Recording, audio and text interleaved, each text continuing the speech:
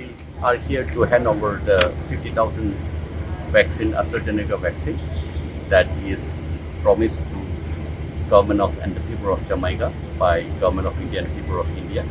And this is a moment, occasion where we have received this afternoon, and I am happy to be a part of this ceremony. Well, I'm very much looking forward to receiving this kind gift from the government of the Republic of India.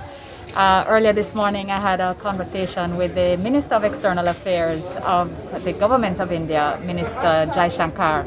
And one of the things we discussed was, of course, our pleasure and appreciation at receiving these vaccines today. So it will be good to start our program, and it is good to start our program in the spirit of friendship and partnership that exists between ourselves and the government of India.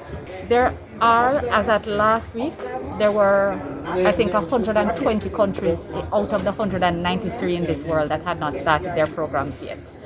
The other countries in the Caribbean had received theirs from a gift that one country had received on the terms that we were not a part of. And the other countries weren't either in CARICOM. You know that CARICOM put out a statement for that very reason. It is not an even playing ground out there, and we have been doing our best, and not only doing our best, but doing as best as is possible. Even the great country of Japan only started their vaccination program last week. So it is not I think it has been said before that vaccines are not a shelf item. There's an extremely complex dynamic out there. What is good to focus on is that we are in fact going to start our program this week, and our partnerships with all our cooperating partner countries remain strong. Minister, will you be first in line to get the vaccine? No, I'm not a health worker. Okay. Are you not interested? But I'm ready, of course.